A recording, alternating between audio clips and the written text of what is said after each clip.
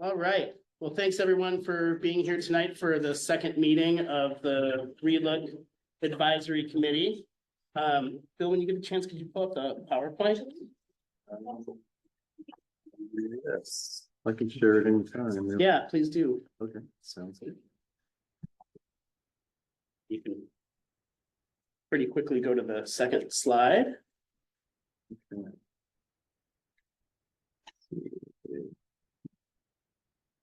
Okay.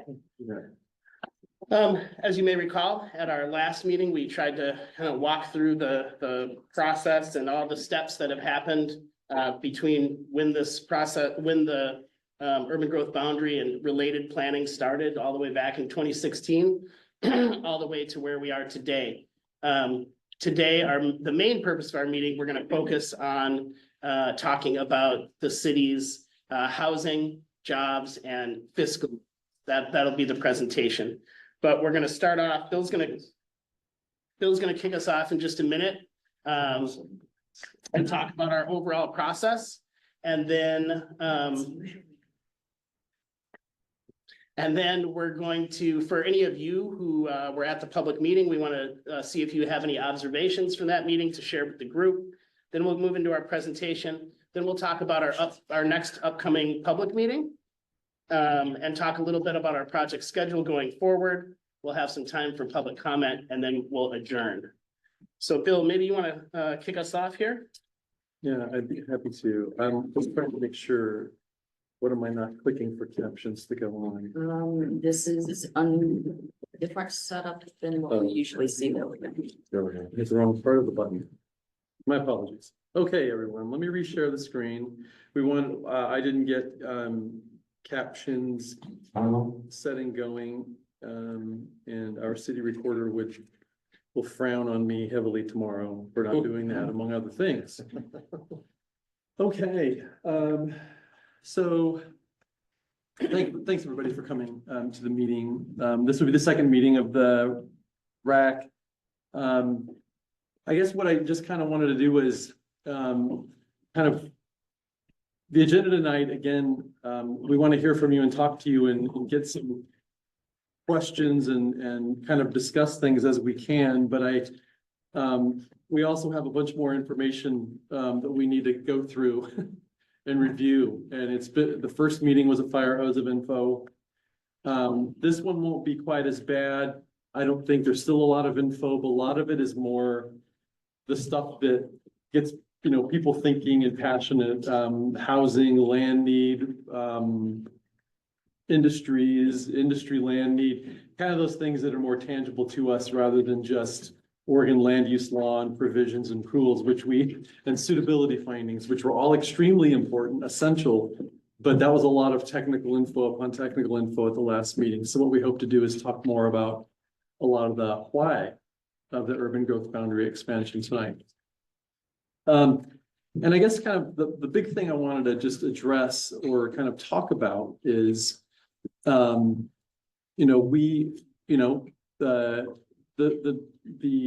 election this month.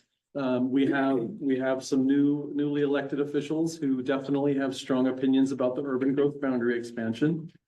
And primarily, not crazy about, don't like aspects of urban growth boundary expansion or the idea of it in different degrees.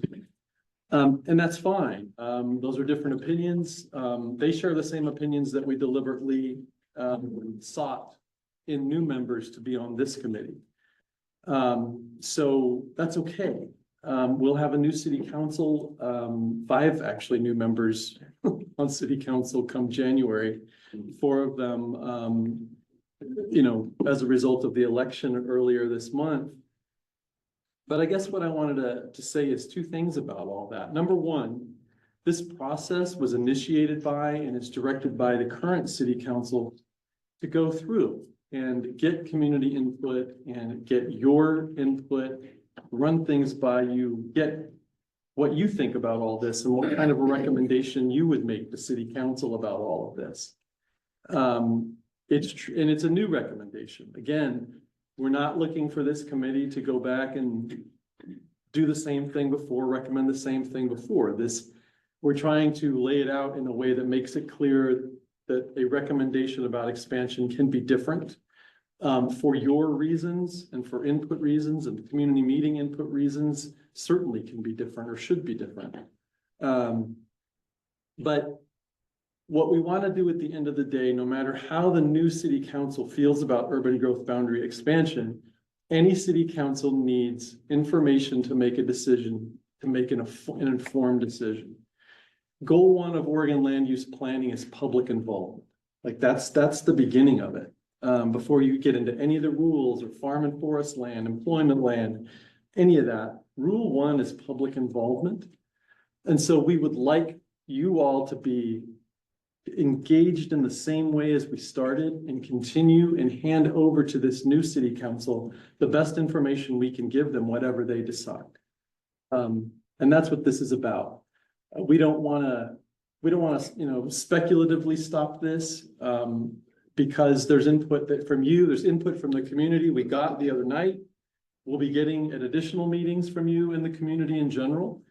And that just gives information, a better recommendation for the next city council to make some kind of decision about all this. That's what this is about, whatever it is. So please stay engaged. We're going to move forward as planned. We'll talk about schedule a bit, just kind of it's holidays and this, that, and the other.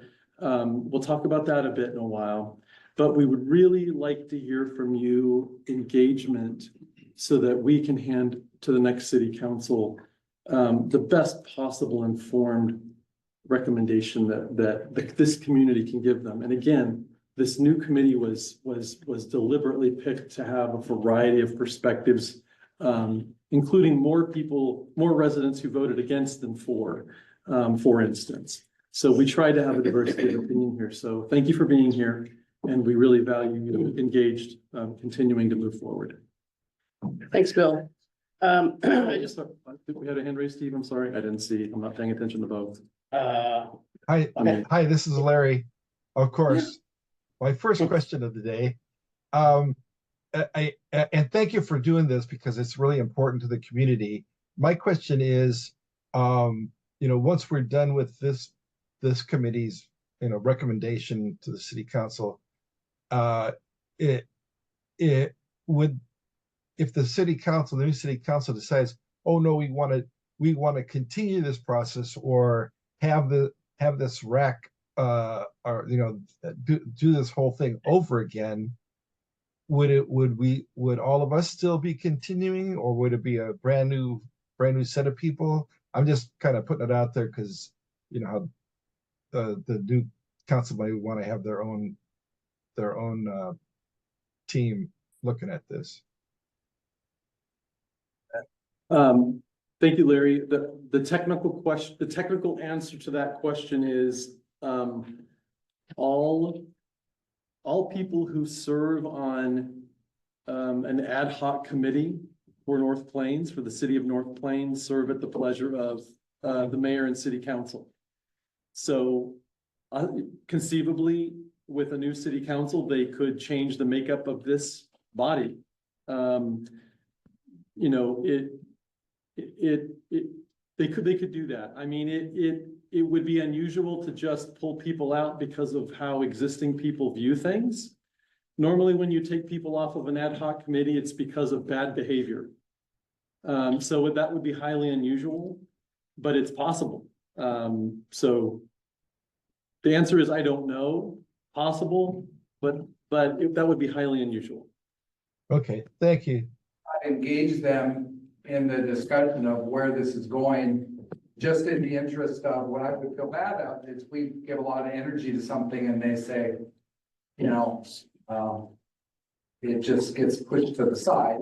So I guess at this point, we know who's going to be on the council except for the one Ricky Smith replacement, but why not engage them right now? Because we know they're going to start in another month or so and say, any thoughts? How do we do this? And maybe invite one or two of them to join us. Because I think it's better to try to bring them on board to create a nice feeling rather than us work really hard for a month and then it's just set aside. Right. Thank you, Don. No, great points. So they have been Zooming in to meetings. And we have been working with them on kind of onboarding them into becoming new mayor and new city councilors. We don't have the full onboarding agenda for them quite yet. That comes soon, but that's a great idea to highlight this opportunity in that capacity. So we will be sure to do that. But they have been, I don't see them on tonight, but different ones of them have been zooming in and listening.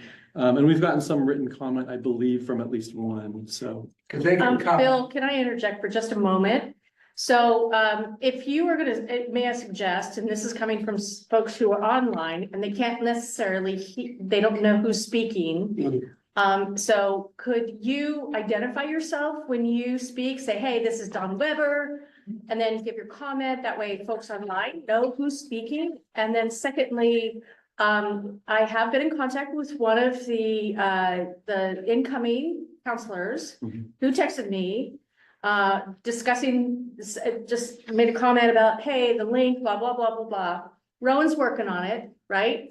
I know we have some folks online who are online through the link, so we're working on that issue, okay? And as far as, I mean, these are public meetings and we've not been shy about that.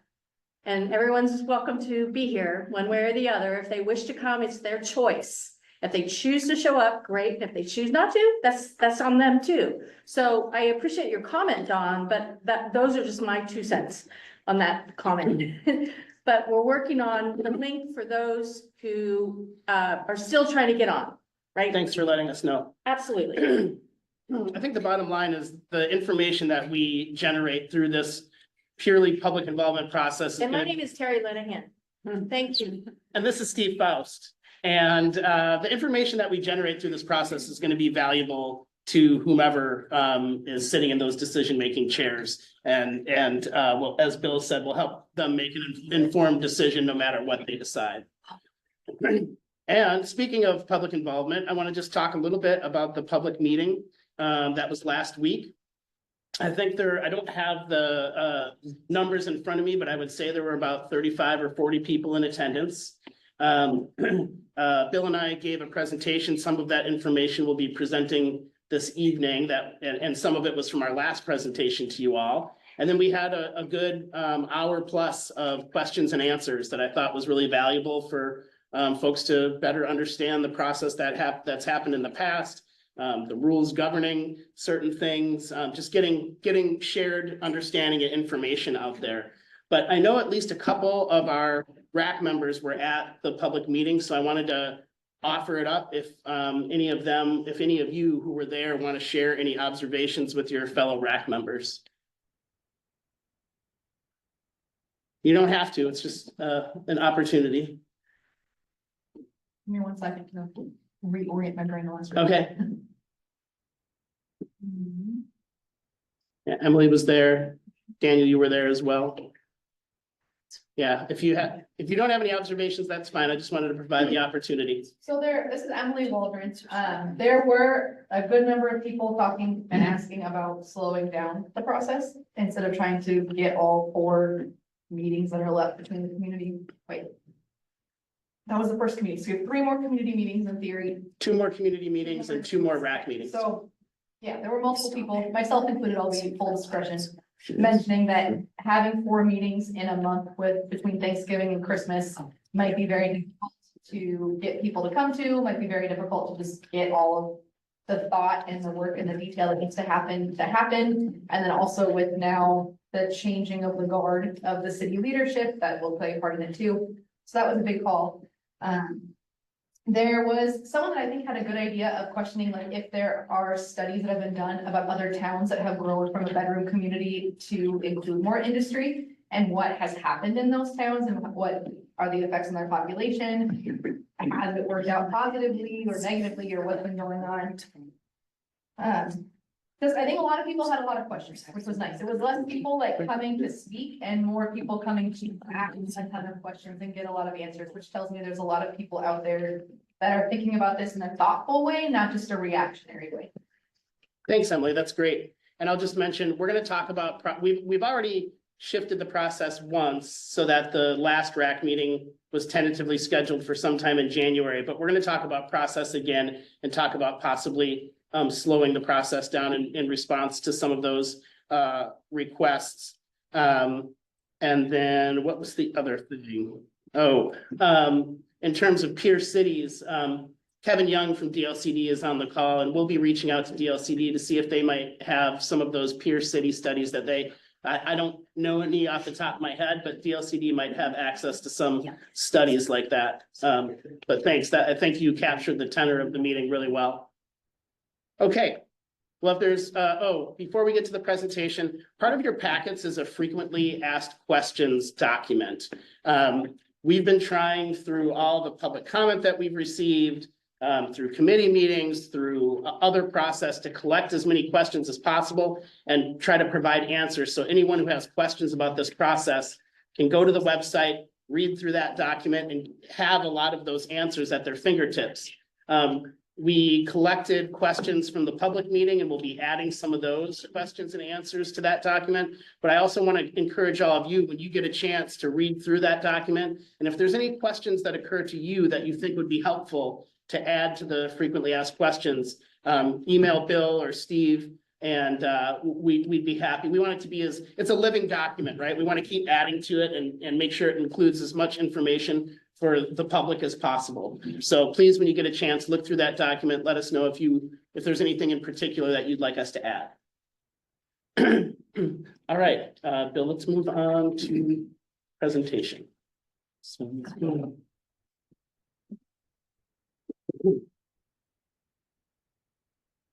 All right. Go ahead and move forward a couple slides. All right. Go ahead. All right, a little bit of recap, and then I'm going to talk about housing land need, a little bit more information than we presented last time, and then Bill's going to talk more about the employment needs and fiscal needs of the city. So just a couple reminders. Cities like North Plains with less than 10,000 people population are encouraged to plan for future growth, but not required to accommodate future growth. So that's the position the city's in. Excuse me. There's two documents that are key to looking at future growth. One is called a housing needs analysis or a housing capacity analysis. That looks at the 20-year land need for housing. And then an economic opportunities analysis looks at the 20-year land need for jobs, essentially. Both of those documents were based on the 2020 population forecast from Portland State University. That's per state requirements, at least at this point in time. That's going to change in January, but I won't get too deep into that. But several people asked us, a more recent population projection came out from Portland State in 2023, I believe. And many folks have asked, well, why aren't we why aren't we using that as the basis of our planning documents? And the answer to that is that the state allows cities like North Plains or any city to kind of, because these planning processes take a long time and they're complex and they take years and they cost a lot of money, they allow cities to say, okay, we're diving into this process, we're using this population projection, and we're not going to go back and update and spend the money to redo these documents every time a new population projection comes out. Any population projection is really a snapshot in time, and they change from one to the next. I mentioned things are going to change on January 1st. The city's going to get another new housing allocation number, I believe, and Kevin can correct me if I'm wrong about this, but in January, the counties are going to get new housing allocations from the state. So really, it's a mechanism that's designed to allow cities to move forward in a fiscally responsible manner and not have to keep repeating, redoing documents and spending more money on planning documents every time a new population projection is released. And then again, North Plains, due to kind of court cases in Oregon, North Plains is not required to accommodate its job need, the economic development need. No city is required to expand its urban growth boundary for jobs. But I mentioned before, North Plains is also, because of its size, not required to accommodate its housing land need. However, because the city of North Plains adopted that housing needs analysis, it is either required to accommodate that, the land need identified in that housing needs analysis, or repeal that housing needs analysis. So that's a decision that the city of North Plains has to make. They don't have to accommodate that future housing need if they repeal the HNA, but if they keep the HNA, if the city keeps the HNA, then they need to move forward and accommodate that need. All right, enough of that recap. Next slide, please.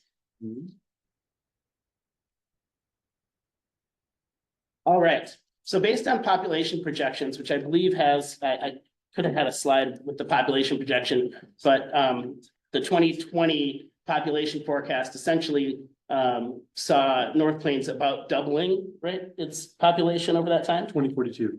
by 2042. And that population growth equated to a need for about 1,500 new dwelling units. The housing needs analysis showed 70% of those being single-family detached units and about 30% either single-family attached, like townhomes, or multifamily units. Next slide. Can we move that caption just a little bit? So, of those units, a good number of them are being accommodated in the current areas of housing development in that's okay, in North Plains. And so once we account for those that are going to be accommodated within the current urban growth boundary, we're left with about 790 units so that the city does not have enough land to accommodate. Next slide.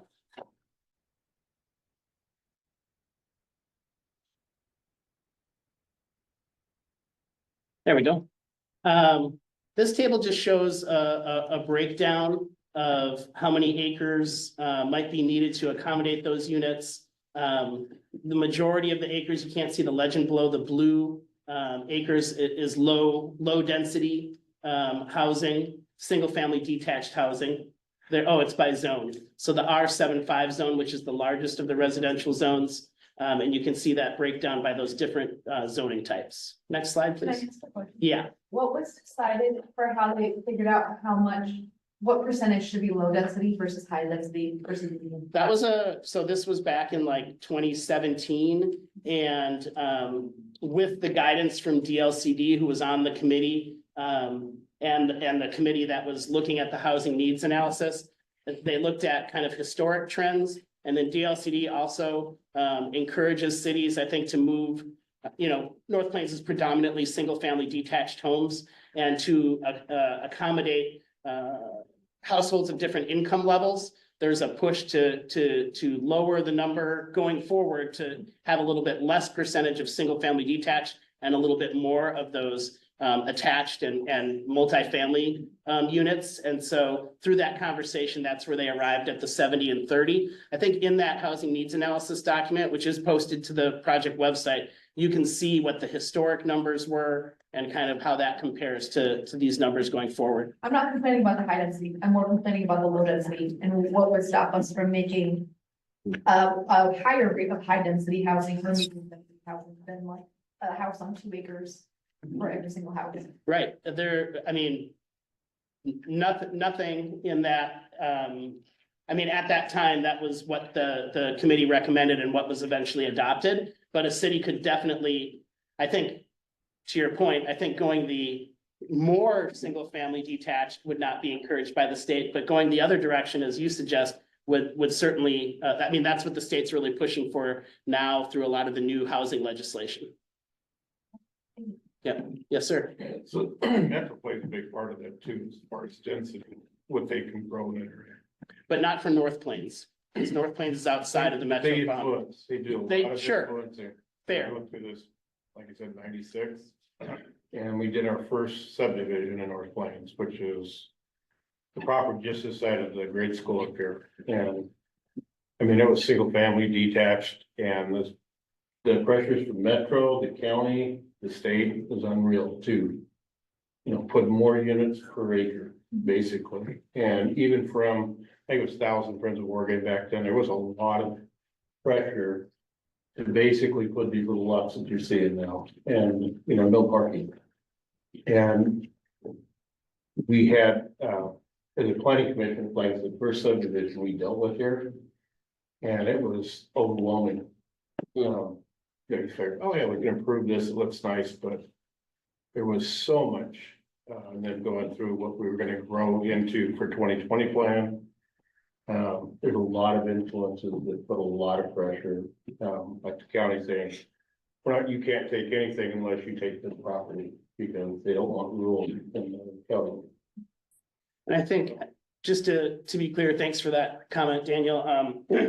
It's not just density, it's the idea that, trying to encourage smaller units that are affordable to more households. I think that's really what the state is looking for, and Metro in their jurisdictions is looking for, is how can we encourage the development of more housing that's affordable to more households?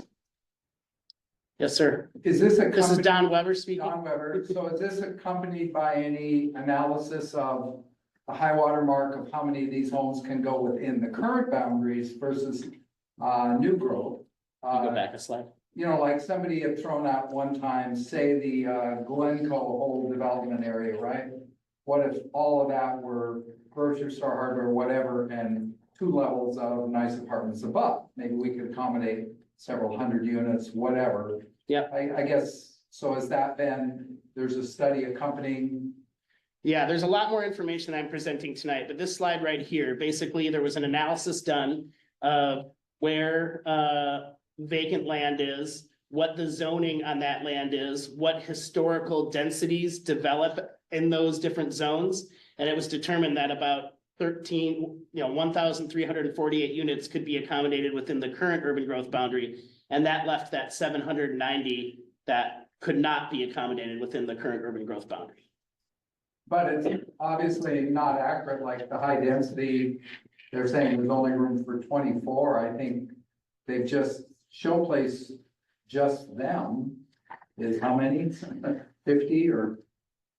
So obviously this isn't accurate on that level.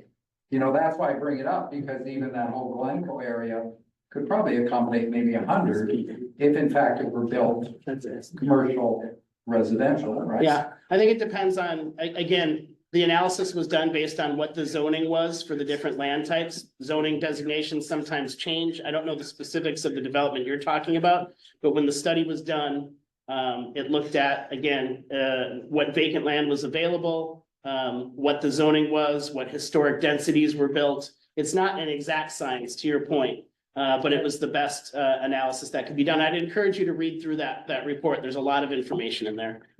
Larry Gonzalez raised his hand. Oh, thank you. Larry? Oh, no, I was just trying to figure out who was talking about doing development previously. Because That was Daniel. yeah, thanks, Daniel. Okay. Thanks for Two slides. the info. One thing I wanted to point out from that housing needs analysis is that it looked at the current deficit or surplus of different types of units in the city. And I just wanted to point out, at the time of that study, it had identified for households making less than 25,000 and households making from 25 to 50,000 annually, there was a deficit of over 100 units of housing that's affordable to those households. So, that's another consideration in terms of looking at an urban growth boundary is new opportunity to develop housing at different income levels that's going to meet the needs of different households. And that was a current deficit at the time the study was done. Next slide, please. So I just want to do some comparative densities, since this is what we're talking about. The 2017 housing needs analysis had these units per acre. These are units per acre in these 3 different zones: 6.7 units per acre in the R75, 8.4 in the R5, and 9.7 in the R2.5. Those changed a bit in the 2019 comp plan. You can see 5.8, 8.7, and 17.4. Proposed for the urban growth boundary expansion lands, a little bit lower on the R 7.5, 5.5 units per acre. In the R5, a little bit lower in the R5 zone at 8 units per acre, and then still at that 17.4 units per acre in the R25. So there was a little bit of a discussion and balancing of different densities because basically we had a housing unit need, and we had to decide based on the need at different income levels, how many acres do we need? So you have to assign some densities, and these were the densities that were assigned. I'll mention that the average density of the north and east expansion areas is 8.4 units per acre. Next slide, please. Some considerations to the question also about how that 70-30 balance was arrived at. At the time, Planning Commission and City Council definitely had a preference for lower density. One of the things the committee talked about a lot was the lack of public transit to serve households, in multifamily buildings. Folks, there's not public transit to serve people who maybe don't have a car. So that was something that was talked about a lot. At the same time, I mentioned there was the need for new affordable housing types, more different types of housing for different household incomes, and then a desire to attract a grocery store and strengthen the downtown from an economic development perspective. So there were things that the committee considered both that would maybe favor density or maybe not favor density. And they kind of wrestled with a lot of those things through their conversations. Next slide.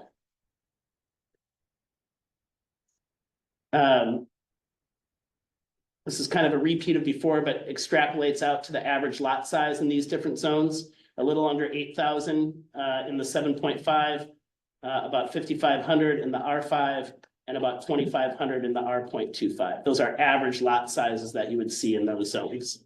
Next slide.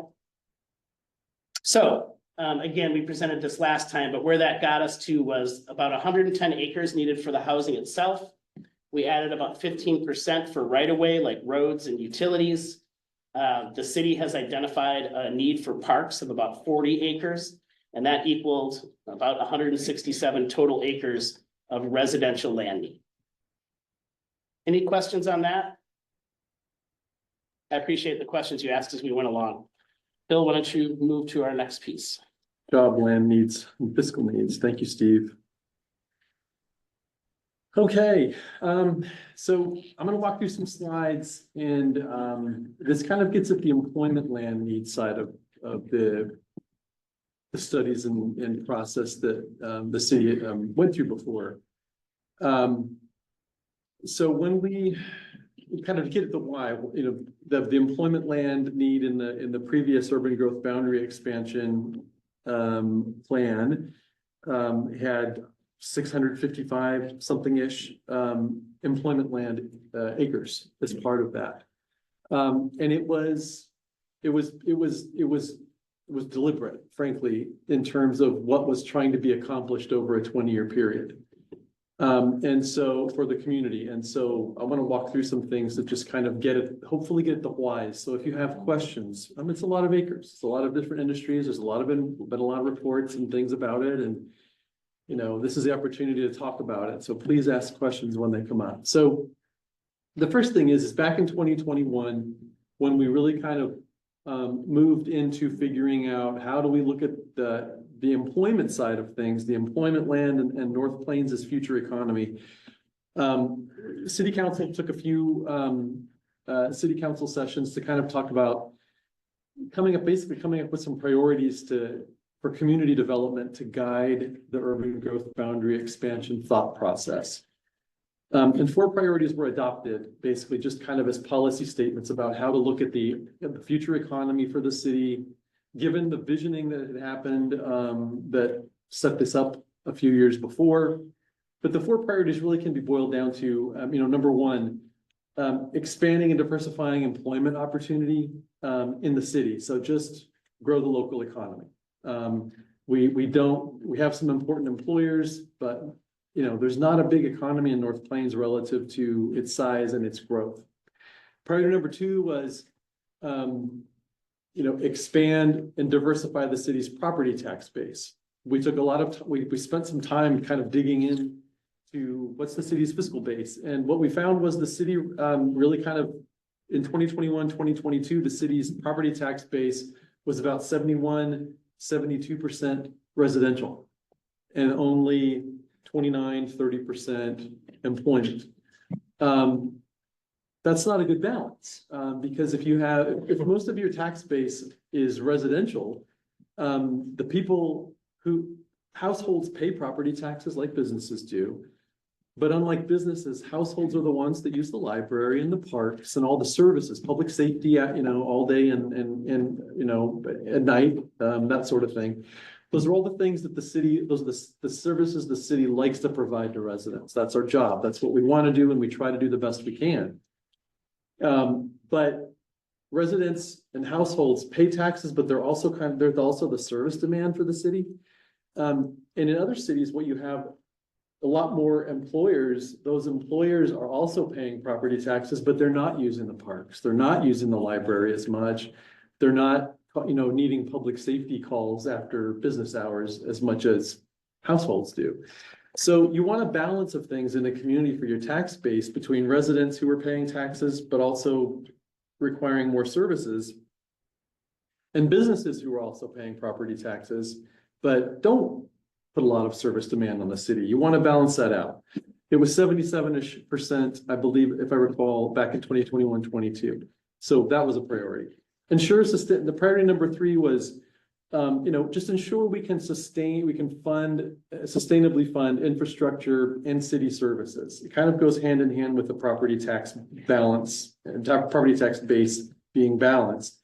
But you want to sustainably fund things. You want to be able to have services and fund them. You want infrastructure. You want to take care of that infrastructure, and you want to be able to expand it in a fiscally sustainable way. And the number 4 was bring more businesses to North Plains for services, restaurants, grocery store, all the different types of services that most of the time residents of North Plains are having to drive all the way to Hillsborough or Cornelius for those things.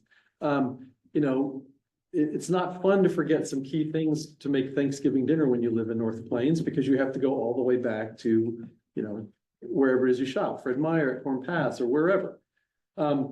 And the other thing to remember is that in September 2021, we were really just getting out of, COVID shutdown. And in the worst of that, North Plains felt like an island with a lot of economic insecurity and no real shopping in town back in the worst of COVID.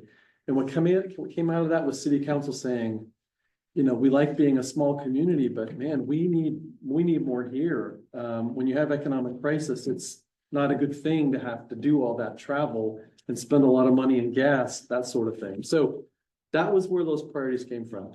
So then just Bill, can I ask a quick question? yeah, sure. Can you say your name, please? David Amano, resident of North Plains. So the 4 priorities we have here, are they of the same weight? Because from what you just said I'm a resident here, and I see getting a grocery store here is very key to me, right? Like the people-centered activities fall under priority 4. So to me, per se, I'm speaking, for myself, I feel if they are not of the same weight, then priority 4 would be a way to sway people to support the process, right? I see what you're saying. Yeah, so to answer your question, those numbers are not rankings of importance. Oh, it was just, council talked about a lot of issues. Get it? I thought it was a ranking. Yeah, no, that's a great question. And so, to make sure we don't have any misunderstandings, it just happened to be, that's the 4th on the list, but no particular order of ranking. So they have equal weight, right? Yes, sir, that's correct. Mhm. Daniel? Yeah, Daniel Sinfield. I know we have 4 priorities. One that I think is overlooked, or maybe it's caught in one of these, is social impacts of growth. In North Plains to be prior. History always tells us a lesson. Right. The store here actually was a very productive store. But as the wind goes, Fred Meyers and stuff moved into other areas, people went elsewhere. The store diminished. It used to do, I want to say it was about 8,000-9,000 a week. and they barely make 1,500 in sales now. So it diminished drastically. And during the RAC, where they had the community deal, people talking about these, non-wage or not living wage jobs. My kids got to work in this town because McDonald's came here. Prior to that, really nothing. There was a few farms that you could berry pick, you could do this and this, that's all become mechanized. But my kids at the age of 16, I wanted to see them have their first job, be able to work, be able to save money, and they've grown on to their careers. But when you don't have jobs for young people in this town, which are the McDonald's, the ice cream, the Cup of Yo's, these small little mom and pop shops that hire young kids, we had a problem with kids tearing this town up. Because I grew up in a smaller town than this, which is, I was in North Plains too, but it was in Midway, is the other side of Hillsborough. And when you don't have something to do, you find things to do. And I think most people could say, it's probably not gonna be what everybody wants you doing. And when the jobs did come here, the graffiti, this building used to get graffitied almost on a monthly basis. Windows broke, senior center, kids riding through town at 10 o'clock, 12 o'clock at night, just trying to have some fun on a Friday night. Typically, as a community, we were able to get together and create things for them to do. The senior center, we opened up pool. We actually put 2 pool tables in here and let the kids have Friday and Saturday night to do things. So I don't see it as a priority in there, but there is that social aspect of our young kids growing up in a town. There is not a job that they can go to. They can't go to Hillsborough and get a McDonald's job. They can. They'll be driving, or somebody has to take them. But to have those opportunities in this town is very, very important. Having the community centers or something that have something that they can do during the summer, those summer nights, after school. And you have to grow to a certain degree, whether it's huge or small. There has to be this balancing act that you're talking about is absolutely important. Having a business economic deal, but I kept hearing that deal, well, these are earning wage jobs. Oh, nobody's gonna make any money. Again, there's a lot of kids. I don't know how many our population is now of youth in this town. We need to make sure that they're part of that growth process because they're gonna be the ones moving here later. And having those opportunities for kids to work and have productive lives, and have some money to buy a car, just like I would imagine most of us in this room did at one point in time, got our first job and got our first wheels. And I don't see them in this priorities up here, but I think it's an important thing to put in because that is the health of this community. I also think, things that would grow this community together versus what's been going on for the last year and a half of tearing this community apart. I'm gonna say that I have never seen this city as separated, and it's a 50-50. I mean, you can go by the votes, you can go by anything. It's a 50-50, and come up with a real way of looking at this growth from how it impacts our community. Thank you, Daniel. Thank you. Larry, you had your hand up? Yes. Daniel, thanks for the social piece of it. I agree, it's nice to see or to think that it would be included in this. I think it's a super important element because I don't want to see the young people moving out just because they don't have opportunities. My question is, and this is kind of I'm not sure how to put this, because we're going through this process and I'm not sure if it's important, but I think it might be something to look at, kind of a pro and con. Pro growth, this is what we're proposing and recommending, et cetera. The con, if you don't want growth, then what does that look like? Because we need to give the city council members a complete picture of what they're dealing with. Otherwise, they're going to make up their own. And I think that for example, if you're not going to grow, then you're going to have a lot of infill, which is going to have a more of an impact on services, but you're not going to be building your tax base in a balanced way. So that's going to lead to impacts on the budget.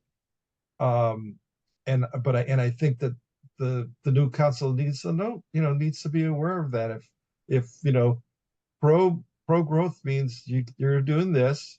If you're not going to grow, that means that these things are going to happen, and just take a balanced look at it and make a good decision for the community.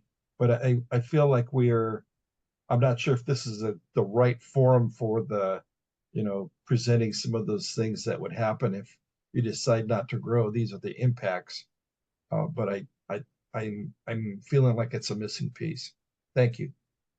And this is Larry Gonzalez, by the way. Thanks, Larry. This is Emily. If I can tag along with Larry's question, I'm assuming at the end, it's not necessarily as black and white as a yes or a no, because there's a big difference between growing by 855 acres and growing 25 or 50 or 100. And so don't get me wrong, but I'm guessing when we're at the end, there's a big report and it's like, there's yes and there's no, but there's also like, we say it makes sense to grow by 100 acres this time, or we say it like.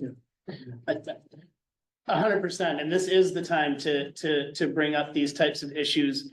The recommendation from this group won't be a yes or a no. It will be potentially a boundary or considerations for city council to be thinking about when they make a decision about how to move forward.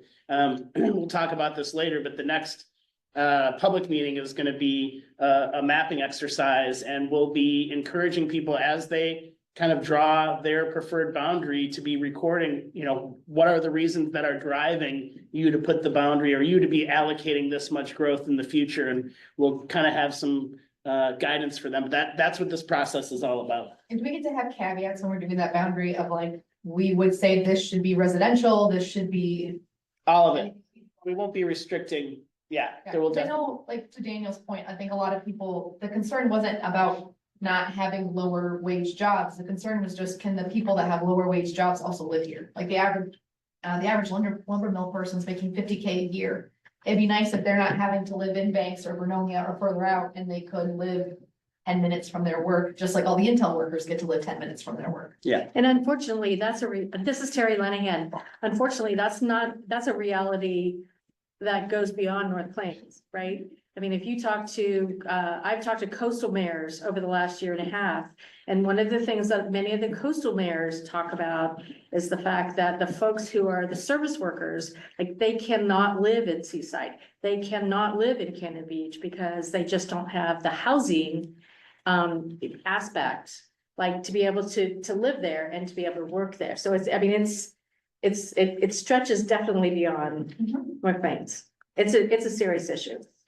Yeah. Go ahead, Daniel. Yeah, Daniel Cinchfield. And it's a balance because I remember in '96, one of the people that came here was through Forest Grove. And they were basically a bedroom community. And their businesses were, you go through there, about 75% of their businesses were vacant. And it was due to the fact that everybody left Forest Grove to go to work.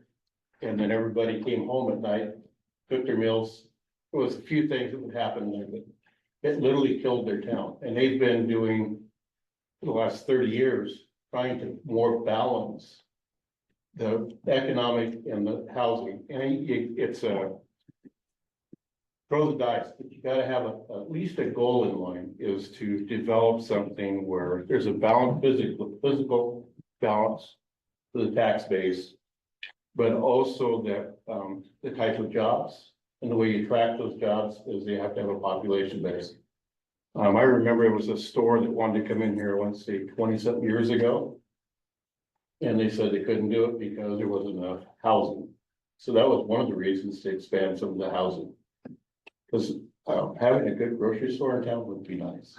And to Larry's point, the rest of Bill's presentation here is going to talk more about some of the reasons for you all to consider when making your recommendation. Thank you. glad the conversation came up on that chart alone. You know, in the economic opportunities analysis that documents, that was adopted and, documents, all these charts are from that document, basically. So I'm just kind of going through what that report went through to land on the considerations for land needs. So this is just from the Census Bureau. Only 20 people, at least at the time when this was done, I believe 2022, late 2022. 20 people living in North Plains also work in North Plains. The vast majority of people who live here, who work here, have to live elsewhere. The problem of the wages that do get paid here and having to live elsewhere. And then the people who do live here, we've had a lot of growth of different households that are employed all over Washington County. They've chosen this place to be a place to live because it's a nice place. But they're commuting all over outside the city. So we have this weird bedroom mismatch of jobs and housing, but it's overwhelmingly a bedroom community.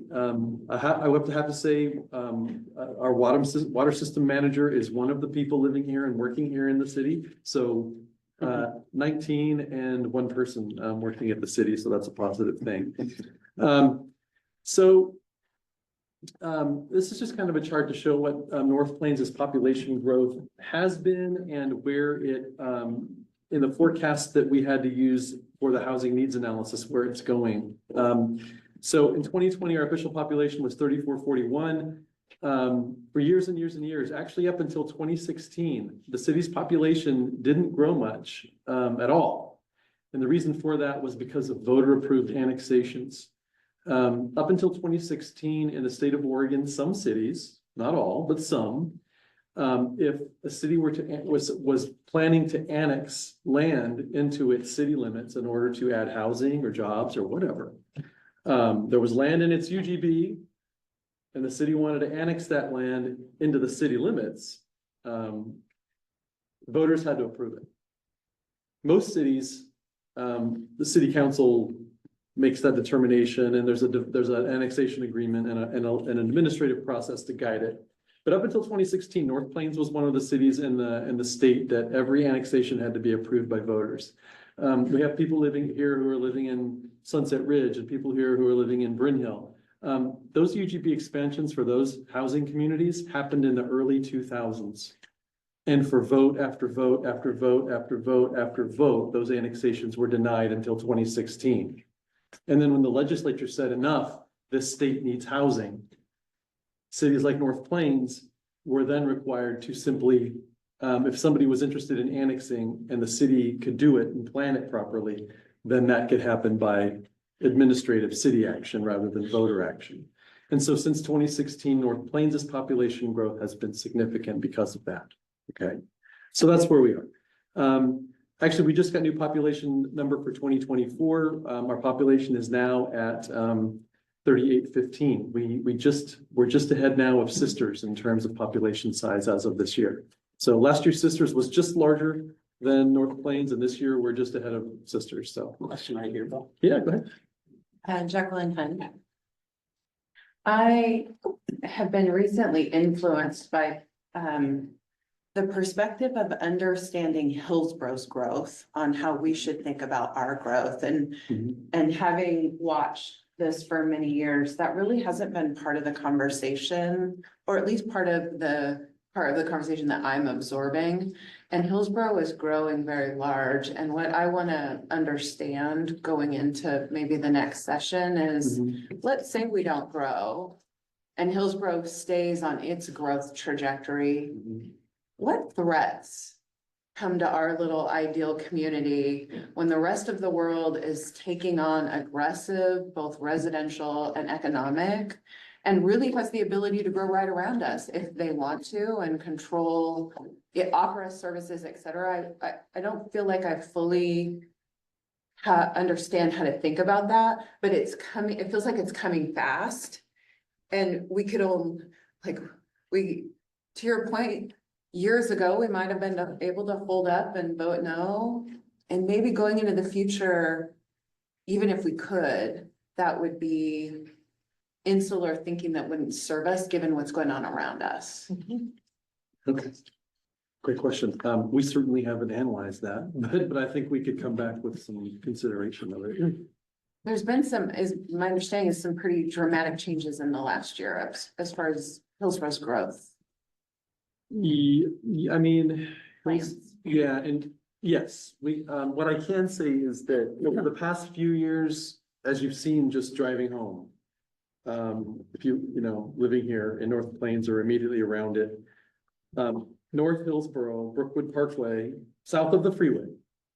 But Brookwood Parkway, for the most part, south of Highway 26 in Hillsborough has just been booming, certainly in the last 3 or 4 years.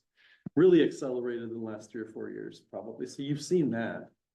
On the south side of the city, of course, South Hillsborough, that was a 20,000 population, or was it, yeah, 20,000 population master plan development with a few different builders. And that one's been building and growing faster than planned. That was supposed to be a 20 or 30-year plan, and that's going to be built out far sooner terms. So those things I can say for sure, but in terms of like what their future planning is closer and closer, I have fewer details, so we can certainly.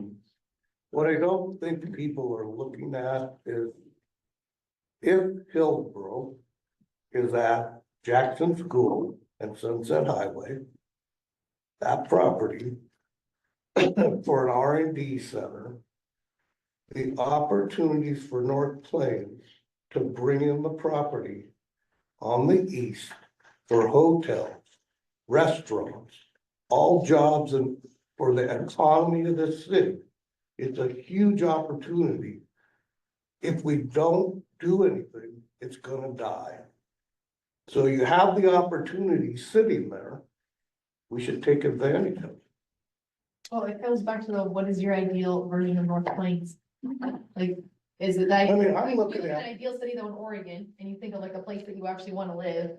What would, if you weren't living in North Plains and you had to go somewhere else, like what would be the town or the city that you pick? Because that's gonna change your lens of what you want. How you want North Plains to grow. Like if you want it to be remote and rural, you're not gonna want it to grow at all. If you love what they're doing in Hillsborough and Brookwood, you're gonna be like, bring on all the data centers, bring on all the construction, bring it all on. So it's. But see, I asked this for the what next you're meeting not, with the city, what you're and I not don't have looking to. at. Let's say our names This too, city please. can't have a data center right now. We don't have the infrastructure to do it. If you look at the power that it takes to run a data center, go look at, it's all new power. Yeah, that's Going me, to but I all don't of want to be centered. Our power comes from West Union Road, one line. Dennis, I agree with you 100%, but I look at the town of Reedville, town of Rinco, but their head stand, we're not growing. And look what's there. Literally Hillsborough's around them, just taking them over and growing. Not in what people there have an interest in, believe me. I was seeing it happen. Yeah. A lot of times. Like, but I- I'm freaking real. There's a lot of different ways we can grow. We can grow tech in Hillsborough. There's, we have a winery that's pretty well known in downtown North Plains. We could add more wineries and like go like a McMinnville type vibe. We have. There's so many banks in Vernonia have the biking trail. Like, what do we have to do to get it on the biking trail? If we want to become that type of a town, like. Let's remember to say our names before besides we the speak. Waldron. Yeah, James Mitchell, if we have an exception line to the east of us, and before Hillsborough can take into that rural prime land, they have to take that exception line first. And we don't put it in a UGB and say, this is how we plan for it. Guess who gets it? And Hillsborough will dump everything they don't want in that lot. Yeah, but we also have time. So it's not like this is the only land grab that can happen. And then we're just stuck You're forever. just drawing a boundary that says it's an urban growth boundary. You don't have to grow it. these are all great observations. Thank you. Go ahead, Don. The only thing, I think, Jacqueline, you brought up, it's a very important point. People are afraid, like where I live in Sunset Ridge, there's this fear. If we don't take the land up to 26, Hillsborough just jump the road and they'll take it. I think that is a very important question. I don't think it's gonna happen next year, but I think we have to look at, is there a creative way to take the land and maybe we don't want a hotel? Maybe we want wineries and some organic growers and a market. Maybe we want to actually buy up farmland and let people farm it. But the key is, I don't want Hillsborough on that side of the road, but I also don't want to be stuck with all you can put there. I mean, unfortunately, what I find in my neighborhood, Sunset Ridge, the new Ansel building is universally hated. They don't wanna live by a bunch of buildings like that, and that's just an honest fact. So if they said, we have to take that land up to 26, we're just gonna put 10 more of those. It's not well received, so, but I don't want Hillsborough jumping the road. So Yeah. how do we get creative, but it doesn't have to be a big building maybe. Yes, I can get that there. Thank you, Don. So I guess how I would respond, great points, and what I would say is that those questions and digging into different uses being in different places and how are they compatible and how do you access them and all that, that's actually the comprehensive planning step next. That Concept. Concept planning, thank you. Mhm. That's actually the next step after drawing where your line is going to be. And that's the process that ODOT and DLCD are supporting us in doing next. After we figure out where this line needs to be, then we color it in. So where the line goes is the big question for you all, thinking about these things. But I would encourage you to think about, okay, where do we want that line to be? And that frames how we color things in, wineries or hotel or what have you. So, Can you draw the line around farmland? well, it's where we have farmland around us, so that's I part. mean, can I absorb farmland into the city So, and let it still be an organic fruits and vegetables? The property owner would not want to do that because they would then start paying higher taxes. What tends to happen is, We're potentially buying it. oh, no, we're not. Where's the money to buy the farmland for the city to do that? We're just brainstorming. Yeah. I'll just say a couple of things to remember. There are certainly potential impacts to your original question, and thank you for that question, whether it's economic impacts. What are the impacts of growth surrounding North Plains on housing prices in North Plains? That's an important factor. And there's the land factor that's coming up. I'll remind everyone that last meeting, we did show a map. I don't think we have it in this presentation, but North Plains is surrounded by rural reserves. Yeah, it's in the FAQ. North Plains is surrounded by rural reserves. So for at least the next 40 years, Hillsborough will not be, encroaching on land directly adjacent to North Plains. But that's a rural reserve that's in place for a period of time, and in the future that could change. But I just wanted to address that's tomorrow Hillsborough isn't going to eat up the land because North Plains passed on development. But that is something that could happen down the road. So we had two hands up. Yep. Larry online and Tom, I think you also had your, Okay. Hi, oh, sorry. I'm this, sorry. this is Larry. A quick question about this chart. And I get that in 2016, we went from voting to just the administrative piece. But you see the jump in residential, is that in population? And to me, that's just says a boom in residential housing building, right? And so my question is, when the state took those chains of the handcuffs off and said, okay, so it's going to be an administrative piece, did they say, grow in a balanced way that's, economic, jobs plus residences, so you don't get in the bind that we find ourselves in now, where we've kind of outgrown our tax base, and we're putting pressure on our budget because we can't add to our tax base with some employment. So I'm just wondering, do you see that was that one of the things that happened to go from that 1900 to the 3400, or did we actually grow in a balanced way and we just maybe were a teeny bit out of balance and we have to correct? Great question. No, the state didn't impose any conditions on annexing and growing in any particular way. The city expanded its urban growth boundary back in the early 2000s with the intent primarily of additional housing. And I think part of that was we need more housing for grocery, and we need more population, which is a fact. Grocery stores, the first question, how many rooftops are around to support that store? That's the very first question that you get.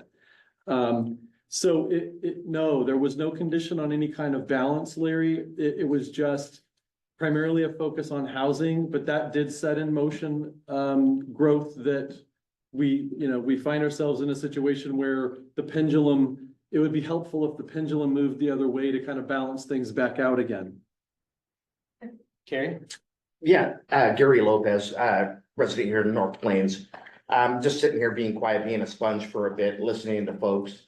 I can't see a name, but gentleman here to my right lived in Sunset Ridge. He said something that kind of made me think here about what perspective and what we want and what we don't want. I don't live far from here. It's the north side of town. And quite frankly, I didn't want to see Sunset Ridge come in. I didn't want to see a homeowners association. I wanted to be able to walk the streets I grew up on, where I walked along the emergency lane, kicking gravel. But unfortunately, what the circumstance that we're in is gross inevitable. I work in the commercial construction industry. I build affordable housing for a living. I understand its meaning, it's very important. But I think we all need to take a step back and think about what the ultimate goal is. And the goal is to figure this out together. And, not necessarily have those blinders on, but be willing to listen and be that sponge and then make your choice. Thanks, Gary. That's great. And Bill's got a lot of information to present to that end. A quick facilitator's note, just so I can track people in the room. If you want to speak, go ahead and put your name card like that, and that way I can see who wants to speak, and that'll help me out. Go ahead, Emily. Bill might be getting into this, so I might be jumping ahead a little bit, Yeah. but I did just want to bring up something that I was enjoying the discussion around and thinking about from the community meeting, about how we are also one of the few towns in our area that doesn't have a levy in addition to our property tax. And so that, I think in my mind, is also a consideration as we're looking about the need of expanding and this and that, of like, well, what would it take to get a levy passed in North Plains, and what does that look like, besides just the only option is to bring more industry, more people, versus can we convince people to increase their own taxes to better their end? And we're definitely gonna get into that, so Right? let's get it through a little more of the presentation, and then we'll keep talking. But thanks, everyone. These are all good questions. They are. No, this is good. Thank you for asking them and everything. So,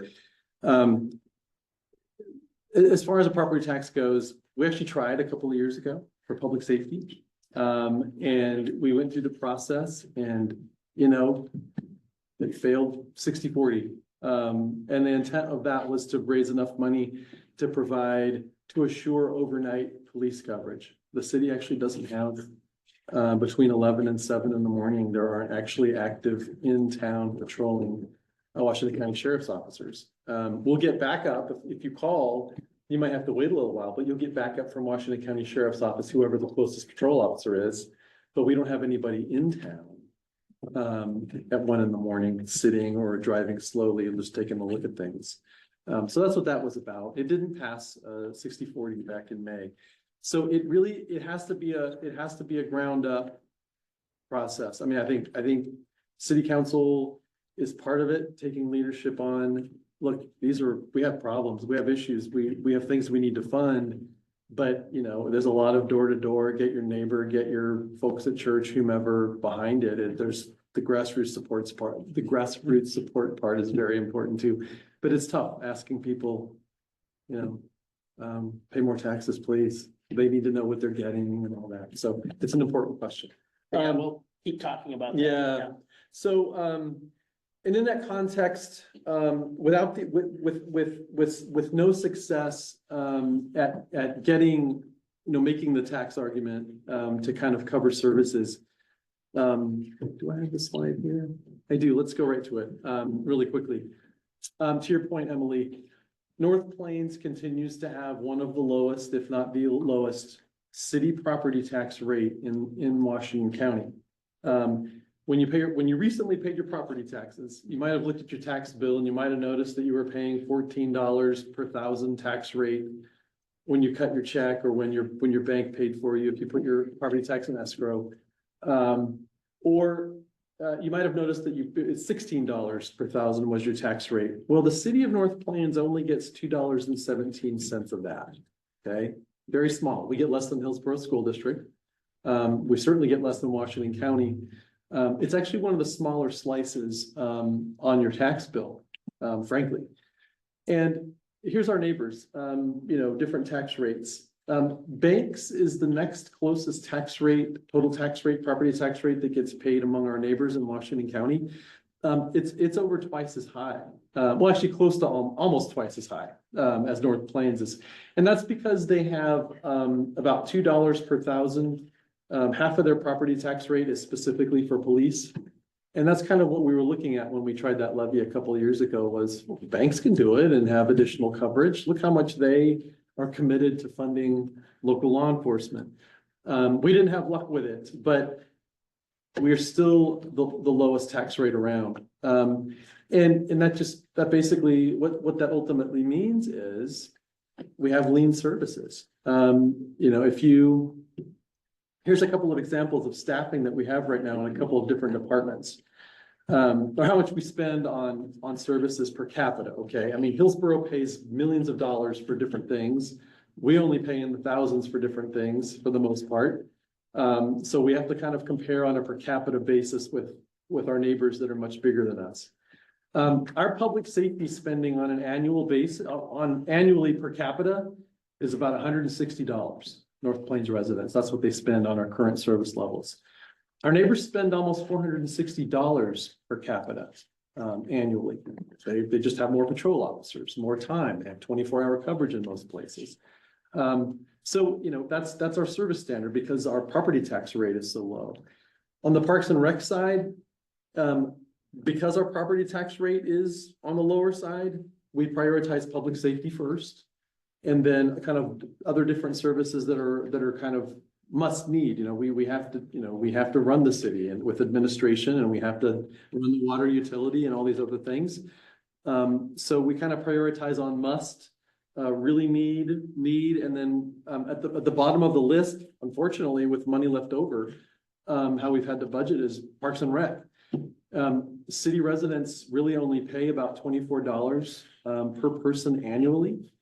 In the city of North Plains, our neighbors pay closer to $246 per person annually for different Parks and Rec programs, that sort of thing. And it really does. It boils down to two things. Number one, our property tax rate is really, really low. It only generates so much. And so we have to prioritize things, and public safety is the big one. It's 51% of our unobligated revenue budget. That's where we choose for priority to put our money. As a priority.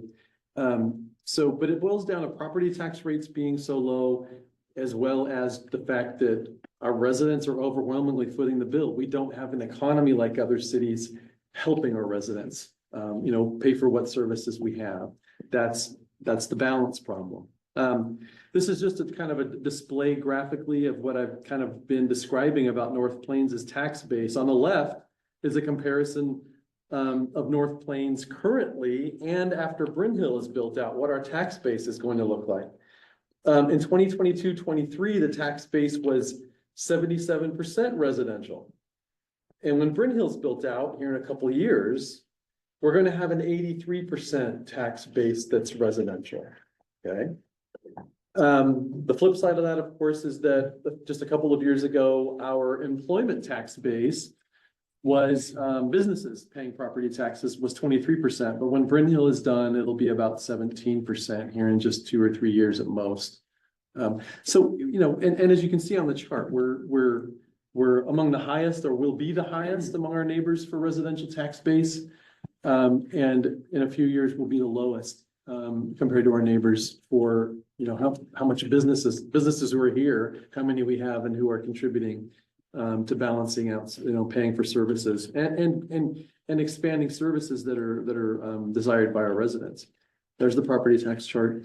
So this kind of gets in the weeds, and I won't spend too much time on this one, but then our former city manager said, okay, Bill, how much, what's the balance on how much we're providing in services to residents versus how much residents, each household is paying in property taxes and water bill and that sort of thing. And what we found was that on an annual basis, just 2 years ago, each household in North Plains was getting about $1,859 in services, all the different services we provide. Okay, police, library, everything. The amount of revenue we brought in per household, water revenue, any parks and rec fees that we do, or recreation fees that we don't really charge much of anything, but there's a little bit here and there. Franchise fees that come in, you know, if you have a phone, when you're on your phone bill, your cable bill, that sort of thing. All those revenues combined per household came in at $1,785. So basically, the revenue that each household generates to pay for the services that are provided are a bit less actually than the cost of the services for each household. But that would be expected, because if you're in a city with kind of a more robust economy, those businesses help make up that gap and then some to bring service levels up. We just don't have that here. So the businesses we do have are making up that difference and giving us a bit more. But the reality is that we don't have much more than that gap made up by the businesses we do have here. And so that's part of why it's not just a property tax revenue problem. It's also a tax base balance problem that we're thinking about when we're looking at urban growth boundary expansion. Emily, thank you for putting your sign up. Sorry, I have a million questions today. Well, you know, I would say we will take written questions. So I mean, don't feel pressure to try to get everything out. There wouldn't be time to answer them anyway, unfortunately. I'm curious, when you made up this chart, it says West County neighbors cost. Is it the same for Banks and Forest Grove and Cornelius as what it is for Hillsborough? Because I looked at the other chart way back, like we weren't that far off from our comparable sized neighbors compared to Hillsborough. Right. So I'm trying to figure out how much Hillsborough is this changing that compared to what our same size neighbors are doing. So the number on the far left is average per capita for Hillsborough, Banks, Forest Grove, Cornelius. What is it if we took Hillsborough out and we were just looking at Banks, Cornelius? On that chart right there, it would be closer to the North Plains cost with 24/7 coverage. It would probably be between 23 and 2,400. Hillsborough does push it up even a bit more. Daniel. It, Okay. it also, Oh, sorry. Banks, I believe, has a levy.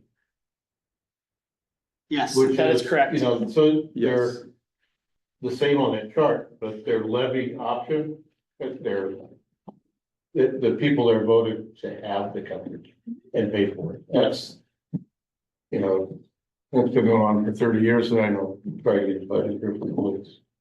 Go ahead, Don. Don. Don Weber.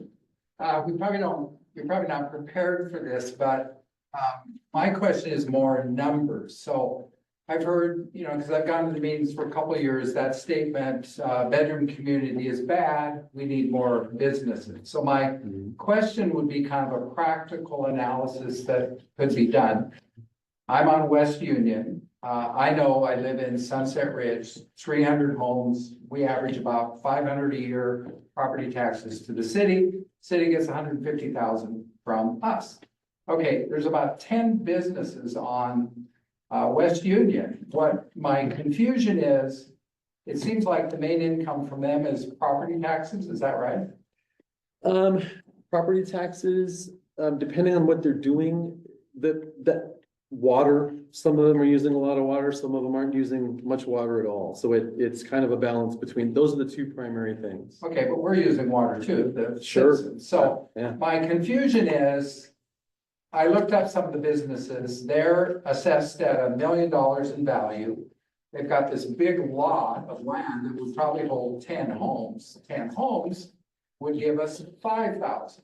They're giving 1,000 to the city. So my confusion is, the growth to me of housing has been very positive in North Plains. We got a brand new school. It's helped provide some new businesses, Happy Zone, the restaurants, the whatever, because we've got these houses in Brynville and Sunset Ridge.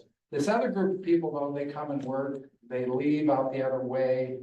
The main benefit, as far as I can see, is the money we get from them. But I guess what I don't understand, it looks to me like the money we get from them, I get more money from houses there than I get from them. So obviously I'm missing something, but Right. maybe when there's time, could we tabulate, I guess you're the one that could figure it out, but how much money do we get from all of them versus housing, because my question is when we go to grow, Mhm. I'm not sure I totally get this idea bedroom is bad, Mhm. because everything we get with it, we got a brand new school, we Right. got all these businesses, we get a grocery store.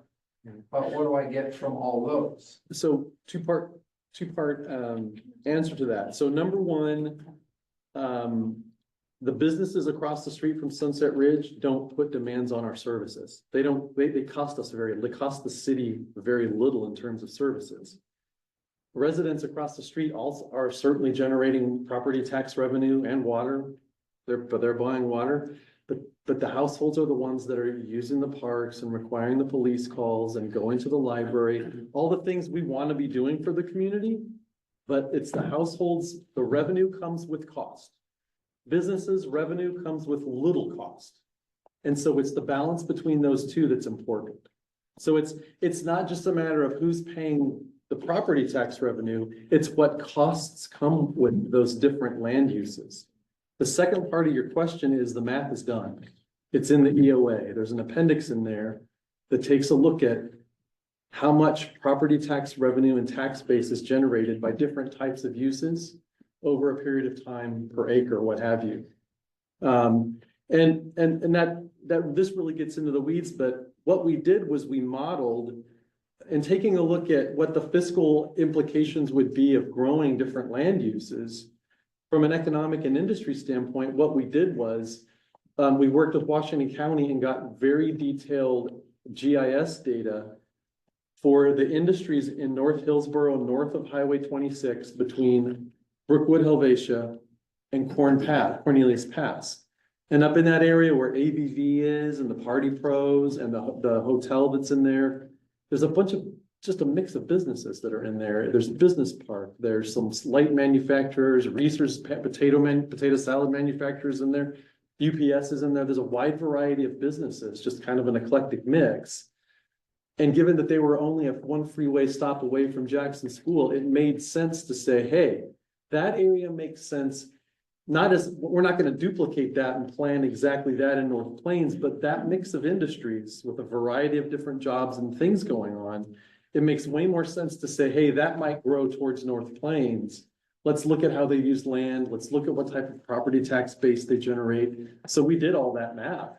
And that's ultimately at the end of the day, what is a big factor behind the land recommendation on the employment side was in 20 years' time, if you are trying to make up for the current imbalance of the tax base, and in 20 years' time, you factor in how much new population and housing growth you're going to have, you need this much employment land to balance that out to a balanced tax base. And that's, cities don't typically, when they look at a housing needs analysis and an employment land needs analysis for UGB expansion, they tend to look at things in an isolated manner. We need a grocery store, so we need a lot more housing. But typically cities don't also say, hey, wait a minute, that might be a fiscal problem someday. That's how we looked at this. The housing needs analysis and the EOA in particular was done in a way that's coordinated with it. So that's why the combined land need is big. We have an existing bedroom community issue. We have a bedroom community issue that worsens if when we add more residential land and we grow population. So we need this much employment land to balance this out. That's the idea. That was the idea behind the UGB expansion and the big acreage and all that. That's what all this, where all this. But what I'm saying is I'd like to see more of our numbers because study I did, it doesn't add up to what we're saying. I mean, Sunset Ridge brought its own parks. Bryn Hill brought 5 parks. We brought a brand new elementary school. That growth was very positive to the city. It helped create some new businesses on Glencoe because we eat there. That other thing, to me, we're in it for economic gain, but it doesn't seem to me like it's very significant what they're paying. So if we could at some point just do the numbers, that's all I'm asking for. I get the concept, but the numbers don't seem to add up. Well, That's fine. I don't wanna- Yeah, I'm letting You you don't have finish and time to do then. it now. Yeah, no, I hear you. They're good, they're good questions. They're very good questions. Real quick though, I want to go to Derek. Daniel, I'm going to ask you to hold yours because we have a lot to get through in the time we have left. Go ahead, Derek. Just a quick comment. My name is Derek Hillebrick. I'm in the South area. I think kind of tag on to what Emily was saying a little bit is we were talking all this Hillsborough stuff, like what's banks do? I mean, it's just a question for consideration, right? Like they're the same size, they're very close in percentage of housing and business, all that stuff. Yeah, they have a local option levy. But what do they do? You know, are they thinking about urban growth boundary? Are they thinking about expanding business to more balance their tax base, whatever? It's just something to consider. I haven't thought about it really into it. And we know they have that local tax levy Sure. that's certainly a difference between the Yep. two. All right, well, let's. Steve, and they extended their urban growth boundary several years ago, and I think they also have a planned. Hundreds of homes are planned for banks. So their population is about 1,900 versus our 38. Yeah, when they're built in the current planning Banks is doing, their population will be bigger than North Plains. Yeah, That's how much But they they, added. they extended their urban growth boundary a couple of years ago and improved that. Correct me if I'm wrong. I think that's correct. I don't know the details of it, though. Yeah, And just All right, let's- Let's push forward here. So this is just kind of who we worked with on the employment land analysis, different public agencies we partnered with, as well as some private industry experts on different sectors that are in Washington County in particular, in the Washington County area. So this will all be available, but just kind of detail. It's also in the economic opportunities analysis, all of this, you'll find all this info. So what we found ultimately was we have an inventory, well, we had at the time an inventory of 42 total acres of employment land within the existing urban growth boundary. That we could accommodate any future growth when we did that, when that inventory was done, 42 acres in the existing UGB. The economic opportunities analysis that we did identified a total 20-year land need for different industry to grow the economy, balance the tax base, bring shopping here, all those different goals we talked about earlier, priorities. 730 acres of employment land of total 20-year demand. But given that we had 42 acres of land inside the existing urban growth boundary suitable, at the time, suitable for employment uses, that left a deficit of almost 688 acres of employment land over a 20-year period. So that's how the process works. You identify how much land you do have in your UGB, and then whatever growth you have, you factor out. That's part of what's going to be accommodating that. And what's left over is your deficit for UGB expansion consideration. So that's why you see three numbers there. This is just kind of a bit of detail about the types of sites and business sizes that we're planning for. On the commercial side, shopping and office and that sort of thing, vast majority of land use that we're planning for are very small users, 0 to 5 acres, basically. The little blue bars, the bigger blue bars at the bottom on the left-hand side. On the industrial side of things, working with the state and partners, the region has a constraint of industrial land for all kinds of things. I don't know if anybody was at one of the city council hearings on the original urban growth boundary expansion. One night, the very first speaker was from Portland Fruit Company. They're desperately looking for 10 to 15 acres so that they can consolidate operations, leave central southeast Portland and consolidate somewhere near highway so that they could grow their operations and be near transportation.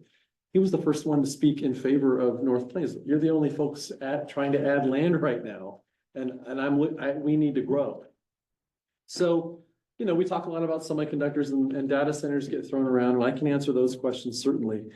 But there's a wide variety of demand and need for industrial employment sites, and that's why you see, kind of a wider distribution by different types of site sizes in the plan.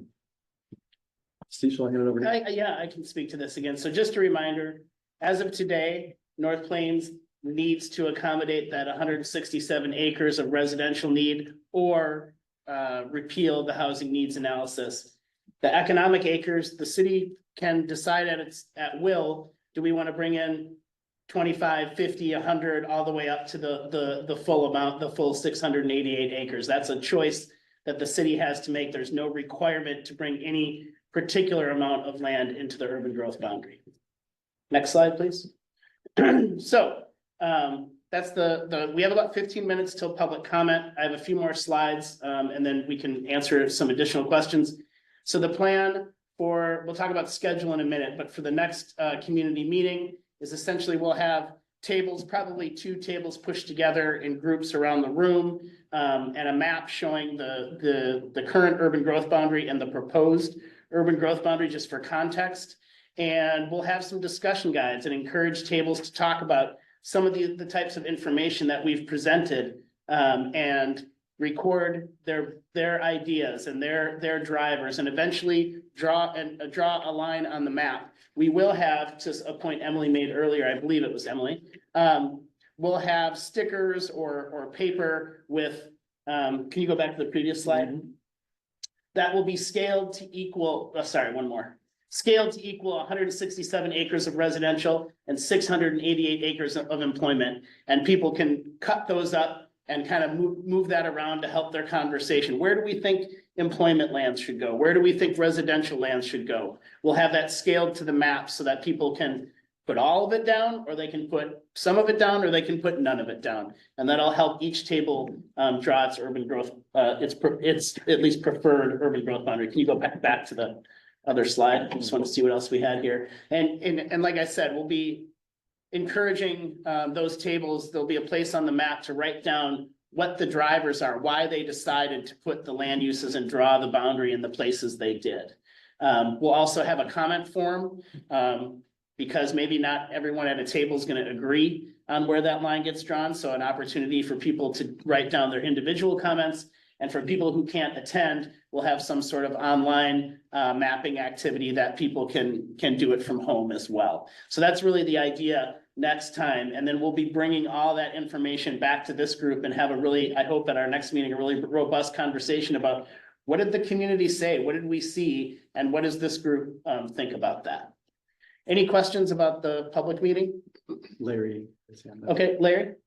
Yeah, it's actually about the slide before this, you know, so really the thing that the city council have to decide on is, are they gonna go forward with the urban growth boundary for the residential piece or not, right? That's what's driving the UGB.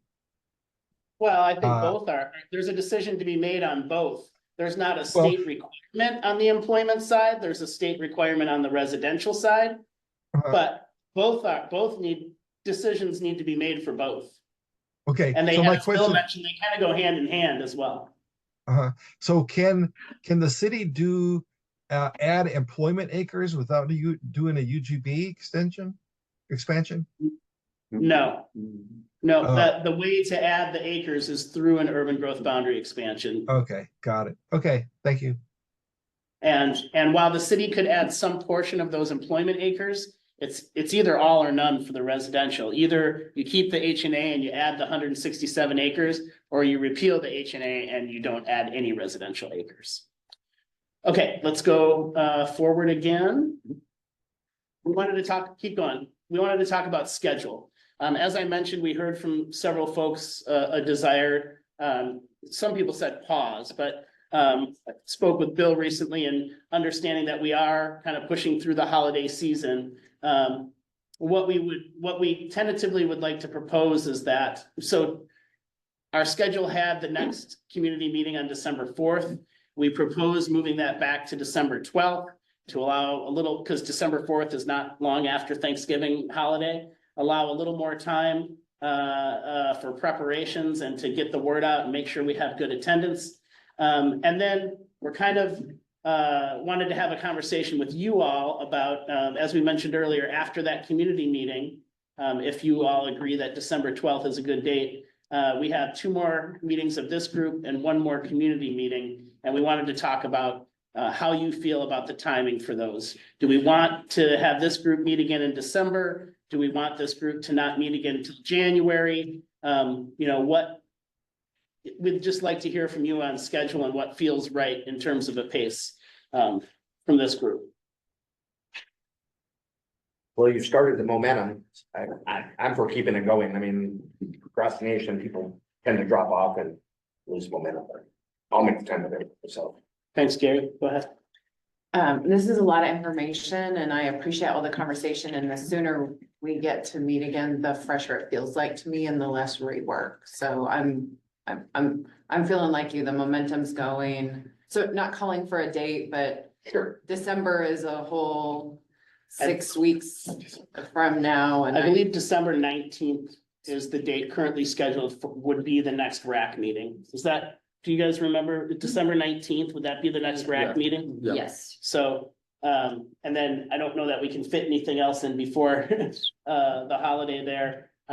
Do people generally support December 12th for the community meeting and December 19th for the RAC meeting? Emily? Yes, to your question. I'm also wondering, because it seems like we all have lots of questions and lots of discussion, if we could add another RAC meeting and have like one in December and then have the community meeting number 3 and like a RAC meeting number 4 and 5 in January. Extended. Yeah, the process that city council approved did include kind of a check-in at that meeting 4 to see where this group is at and if another meeting's needed. So I would say maybe we don't add that meeting right now, but we definitely have that on our agenda for RAC meeting number 4. And if this group says we need a little more time, then we ask council if we can have a little more time. Following up, I think somebody said the ability to add questions offline for desynchronous, like coming prepared and being efficient. I don't know if that's already happening. Well, we have, so, as we get questions anytime, we add them and answers to the FAQ that you have, and it's also online. We invite questions being pepper me with questions. That's why I'm here. We'll pull it together with answers. So that's invited anytime. And we can certainly think about how to, better in person address some of this maybe or differently. But anytime, Jacqueline, that's always welcome. Let's make sure if we haven't already. I know it's easy to find, if you Google North Plains Urban Growth Boundary, you find the website really quickly, but let's make sure we send out that link to folks. Because in addition to contact information, there's also some of the documents we've been talking about today for those who want to dig in a little deeper into those. I mean, there's a lot of information in those documents. I think Larry had his hand up, is that right? Yeah, quick question.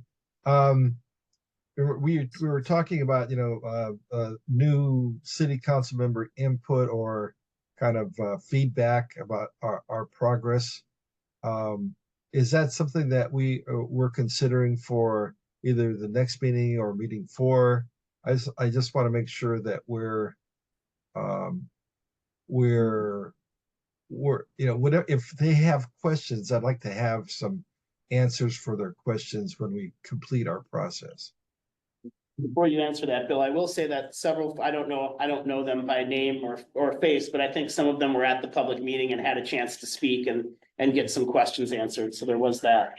Yeah, I think, some of them, we had, for whatever reason, we had a Zoom link issue, but once is seemingly resolved, a few of them logged in, so I think they're still there. So what I can say is,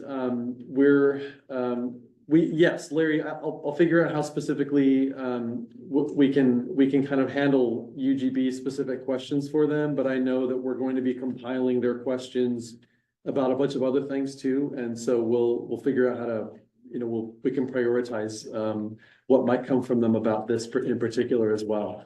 So yes. Okay, thank you. Sure. Ellen? Yeah, I always had a question as we're all sending questions to Bill and gonna be inundating his inbox. Is there a way that we can like share the questions that everyone's asking or answers for everyone? Because I'm sure if one of us thinks of it, others will have it, or we've all been kind of popcorning off of each other. So it'd be nice if it wasn't just siloed and then we don't know what other people have been asking or learning about until the next week.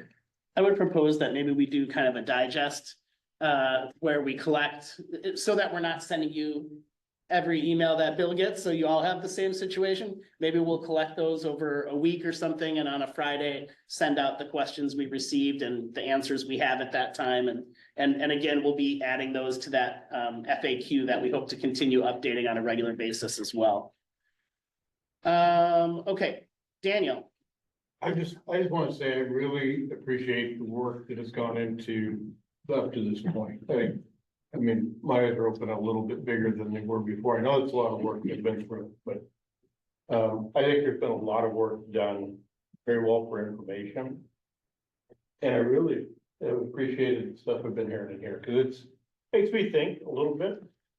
It's a hard process, and you know, there's that realistic aspect, and it's not making assumptions, but listening to other community members, neighbors, stuff like that, and realize we're all trying to do the right thing for where we live.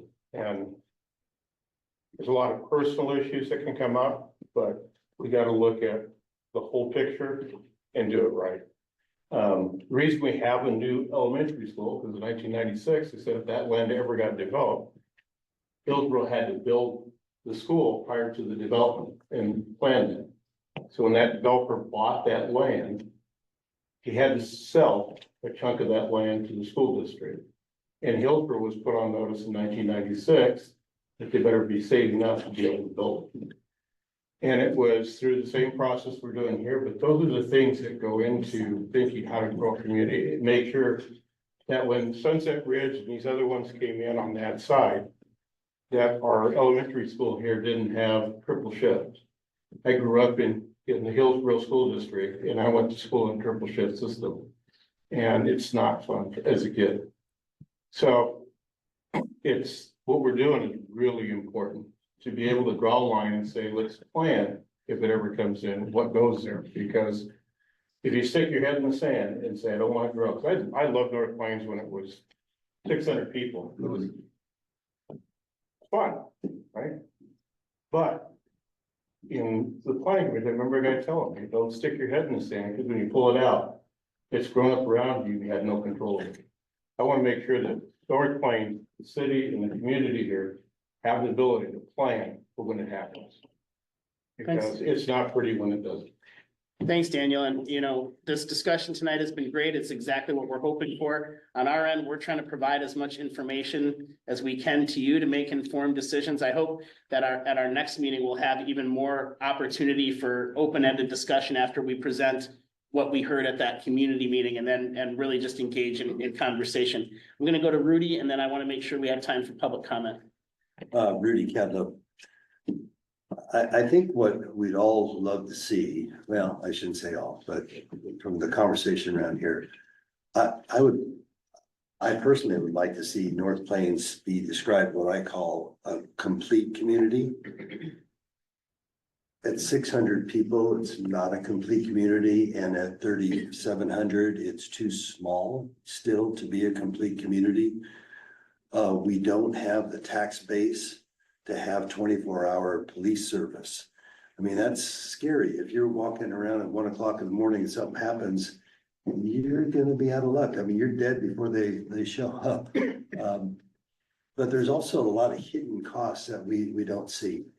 Don, you're talking about just having residential, but when 19 out of 20 people have to leave this town to go find work and drive somewhere, they're driving a ways. They're driving to downtown Portland. They might even be driving to the east side.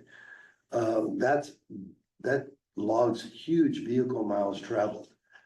People have to spend a half a gallon of gas to go buy a half a gallon of milk in this town. Creates huge traffic issues on the west side for people.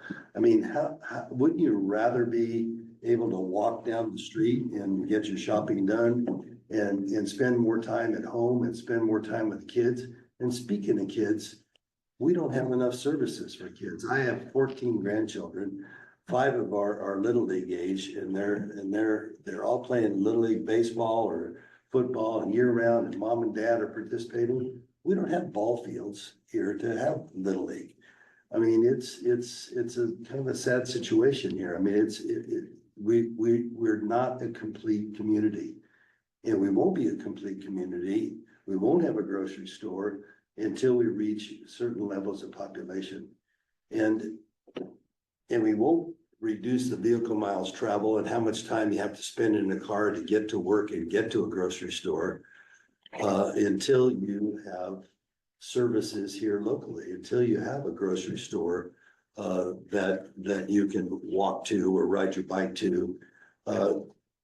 Whether you go to a nice restaurant and not have to drive to downtown Portland or Hillsborough or Beaverton to dine out with your family. So we really suffer. The other issue about vehicle miles traveled and all that driving around just affects the environment, the air quality too, and all that gas that gets burned every day because we have to go somewhere else to get the things we need and the things that we want. So yeah, that's my 2 cents. Thank you.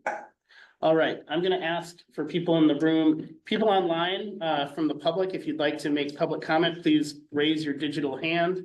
Does anyone in the room from the public want to make public comment this evening? I have one question. Just wait 1 second. I wanna, see how many hands we have raised, or if we have any hands raised.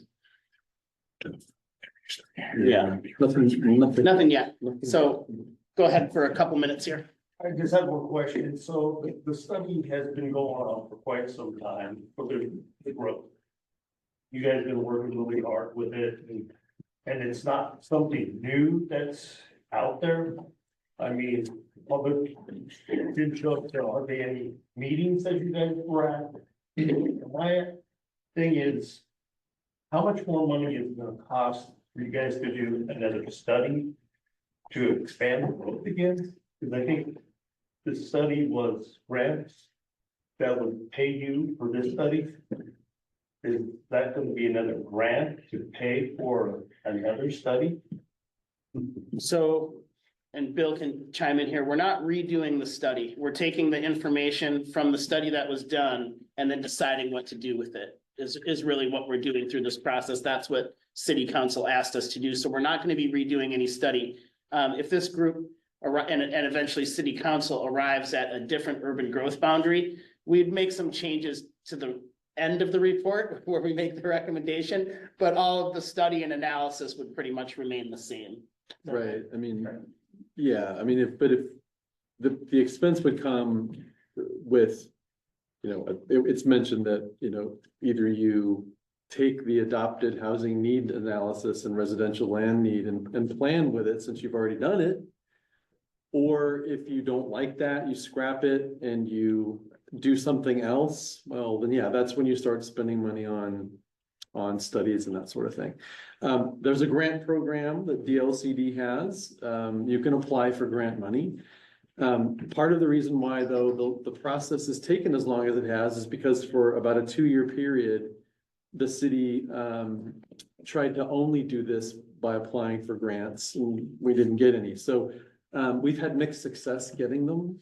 The big successful one we've gotten, frankly, has been the one that we really get to work with after we have a new line. The concept planning, that's kind of the big one where the support's been thrown behind us by the state is coloring in the line, but coloring in inside the line after a line is determined.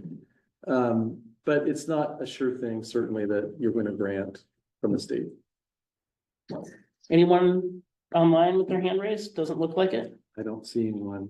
We have a little bit of time. I was gonna say, anybody else? Go ahead. Terry Lenihan here. I actually have a question for Kevin Young from DLCD. Hi, Kevin. There he is. Camera's coming. Hi, Kevin. Thank you for being here tonight. I appreciate that.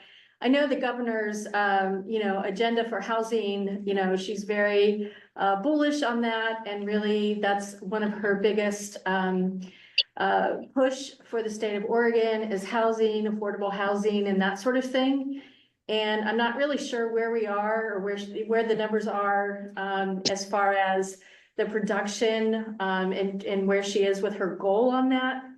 And I also am aware about, supporting housing services in Metro and how they're looking at eliminating some of those types of programs. And so that could put a strain on the system as well. I'm just kind of curious, what's gonna happen in the state of, next quarter, next year, as far as Oregon's housing needs system?